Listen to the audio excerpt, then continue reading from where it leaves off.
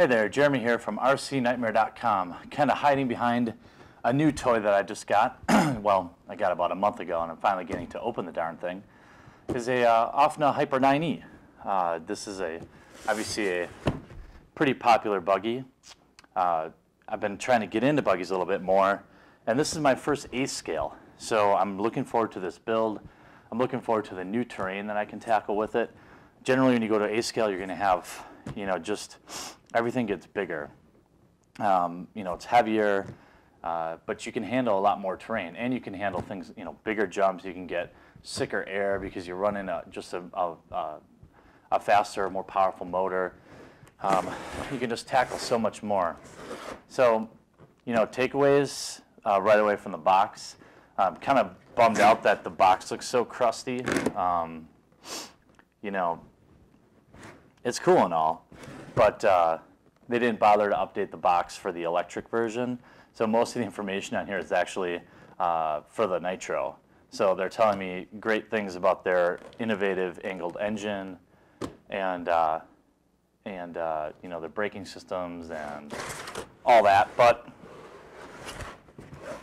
I went electric because really our lead tech, Alan, he's a Nitro guy. I am not quite so handy with repairs, and I just like to go have fun, and I like to bash, and that's why I race electric. I like them both fine, but this is easier for me given my limited amount of free time. So let's open this up, try to get all on the camera. It's a pretty large box.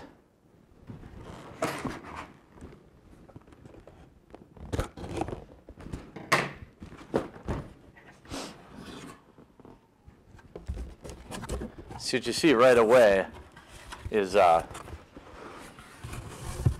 it's packaged really well. So of course the obligatory stickers and sales paraphernalia. This is one thing I'm really liking already.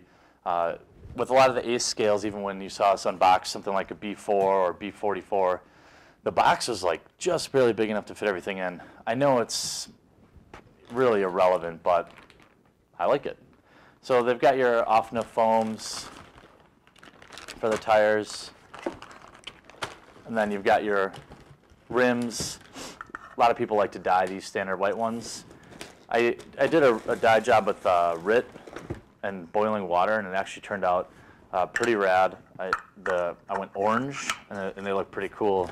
Fortunately, I'm not really good at airbrushing or painting, so they just look kind of cheesy on like a really crappily painted shell. And you've got your tires out of the box, really kind of for dirt track, super, super sticky. These are the Proline, I think, Crime Fighters. Yep, Proline Crime Fighters. So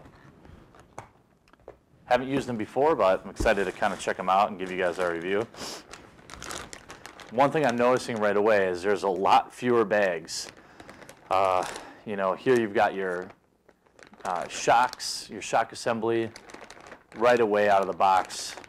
A lot of these observations, a lot of you probably own an 8th scale, so this isn't that exciting for you, but just so much bigger than the 10th scale stuff. You can just feel the heft, kind of the weight in your hand. You've got your your clear Lexan shell.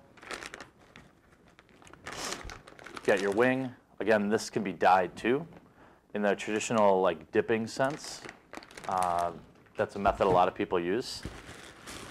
And now we get down to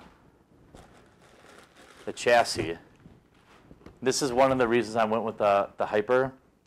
I don't have to screw around much. I just have to put together the shock assemblies, and everything's good. It comes with a cooler for the motor right away. Let me pull it out of the box. And you've got really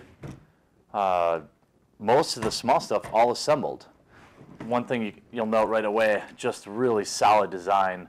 A lot of the stuff I have is 10th scale Shortcourse trucks, and this is all plastic for them. But this thing is just extremely beefy. You've got what looks like a decent battery carrier here, but I just love that everything's pretty much ready to go. You've got kind of maybe, an hour or two to get it up and running, but I'm really excited. I'm going to put this one together first. I've got a B44 to assemble, and I've got another kit on the way that you'll see an unboxing later. But some of the advantages for going to A-scale is, again, everything just gets bigger air, more speed. You can handle more terrain. Your playground needs to get bigger too, though. So when you're racing, when you jump to from a 10 scale down to an A scale, you're gonna have to keep in mind you're probably gonna want a little bit more room. You're gonna be able to tackle a little more challenging terrain, which is really cool. I look forward to some areas where my 10 scale just can't hack it. Can kind of trudge through it, but judging from how this just feels in my hand and the way that everything's built, the Hyper 9E is not going to have any trouble at all. What I'm going to put in here is a Mamba system, and we'll see how that goes. I was recommended a couple different motors and ESCs to run with it, but to be totally honest, I've had pretty good luck with Mamba, and they gave me a pretty good deal because I was buying 3 or 4 of them at a time, and so they said, hey, let's keep it all in the family for right now. I'd love to test some other systems, Tekken, however you want to pronounce it. But initial takeaways, I can't wait to build it. All I've really got to do is put together the shocks and glue some wheels, put in my motor, receiver, servo, and go.